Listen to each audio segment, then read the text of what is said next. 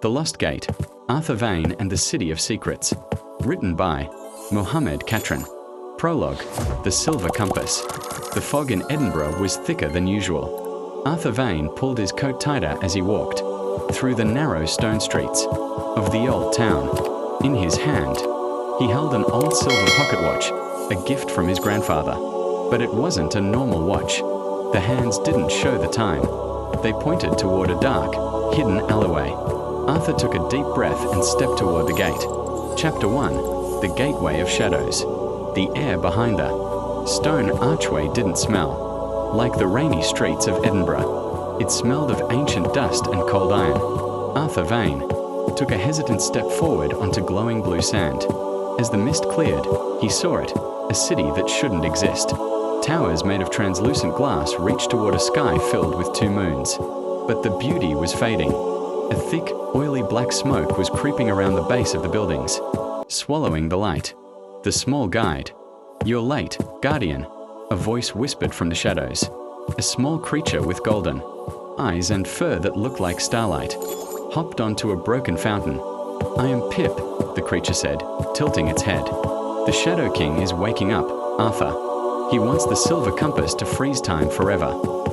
Suddenly, a massive shadow shaped like a hawk dived from the glass towers. "Run!" Pip cried.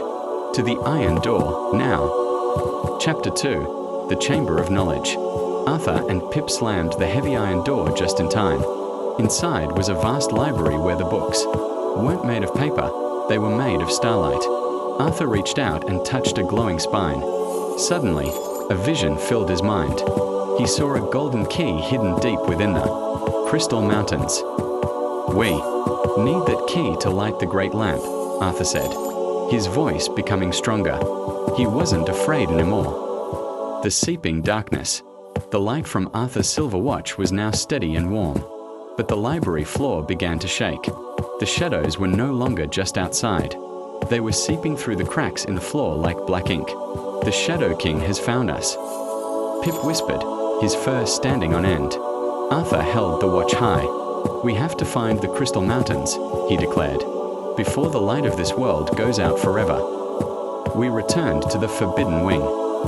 I used the silver watch to unlock a golden chest under a pile of starlight books. Inside was a map that didn't show roads, but stars. "This is the path to the Crystal Mountains." Chapter 3, The Frozen Peaks. The wind in the Crystal Mountains was like 1,000 needles. Arthur and Pip climbed a narrow path made of diamond-like ice. Far below, the city of glass was almost swallowed by black smoke. "There," Pip pointed. A golden light was shining from the highest peak. "The golden key is inside the dragon's mouth cave. We must hurry, before the blizzard blinds us." The Shadow King's trap. Inside the cave, the air was warm, too warm. A giant figure made of swirling darkness stepped out from the walls. It was the Shadow King. "Give me the silver compass, boy," he roared. His voice shook the mountains. "Or your friend Pip will stay in the shadows forever." Pip was trapped in a cage of black smoke, his starlight fur fading. Chapter 4, The Power of Sacrifice. Arthur looked at the golden key, then at his crying friend. He remembered his grandfather's words, "A guardian protects the living, not just the light." Arthur didn't give the king the compass. Instead, he smashed the golden key against the cave floor. The explosion of pure gold light shattered the Shadow King's cage and freed Pip. The cave began to collapse. A world reborn. The city of glass was no longer cold. The sun rose, and the glass buildings sparkled with 1,000,000 colors. The people were no longer statues. They were laughing and hugging each other in the streets. Pip stood by the great lamp, his golden eyes filled with tears of joy. "You did it, Arthur Vane. You saved the Lost Gate. The balance is restored." The new era. Arthur looked at his hand. A small, glowing mark in the shape of a star had appeared on his palm, the mark of the Guardian.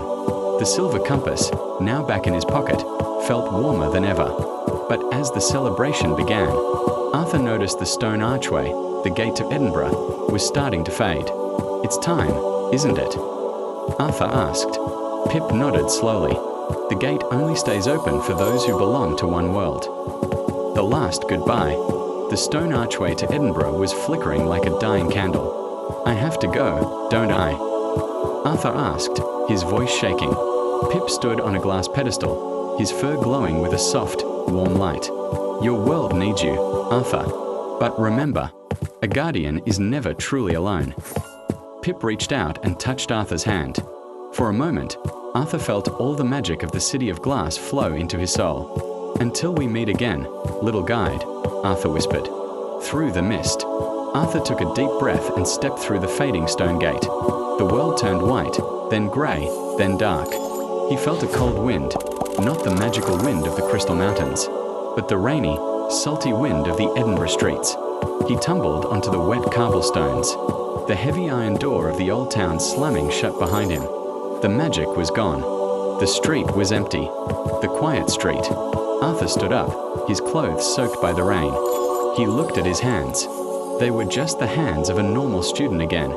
He reached into his pocket and pulled out the silver compass. It was quiet. The hands didn't spin, and the glow was gone. Was it all a dream? He wondered. He walked back toward his home, the sound of his boots echoing in the narrow Scottish alleys. Chapter 9. Reality Awakens. When Arthur entered his room, everything was exactly as he had left it. His school books were on the desk, and his bed was unmade. He sat down and looked at the silver watch on his nightstand.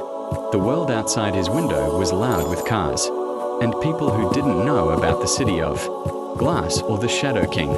He felt a strange sadness, a longing for the moons and the starlight books, the Guardian's mark. As Arthur went to wash his face, he caught his reflection in the mirror. He looked older, his eyes sharper. Then he looked at his palm. The glowing star, the mark of the Guardian, was still there. It wasn't a dream. It was a scar of light. Suddenly, the silver compass in his pocket gave a tiny, warm vibration. A message appeared on the glass. "The gate is closed, but the Guardian is awake." The hidden message. Arthur remembered the old wooden box where he found the watch. He looked inside again, under the velvet lining. There was a small, yellowed piece of paper he hadn't seen before. It was his grandfather's handwriting. "To Arthur. If you are reading this, you have seen the moons. The compass is yours now. Protect it, for the shadows always return. But the light is stronger." Arthur smiled, finally understanding his family's secret, the hero's path. Arthur didn't go back to being a normal student. Every night, he practiced the movements Pip had taught him. He studied ancient history, looking for clues about other lost gates around the world. He knew that the Shadow King was gone, but the darkness was a vast ocean. He was the lighthouse. He was the one who stood between the mist and the people he loved. Epilogue. The silver compass returns. 1 year later, Arthur stood on the same street in Edinburgh. The air felt different, thick and magical. He pulled out the watch. Suddenly, the hands began to spin wildly. They didn't point to the stone gate this time. They pointed toward the sea. A small, golden spark appeared in the distance. Arthur felt a familiar warmth. "Pip," he whispered. The adventure was far from over. Dedication. This book is dedicated to my family and to every dreamer who looks at an old watch and wonders if it holds a secret world. Special thanks to my supporters who followed this journey from the first page. Remember, the light only shines for those who are brave enough to seek it in the dark. About the author. The Silver Compass is a magical journey written and created by Mohammed Qatran. From the heart of Yemen to the streets of Edinburgh and the towers of the City of Glass. This story proves that imagination has no borders. Thank you for reading. The end.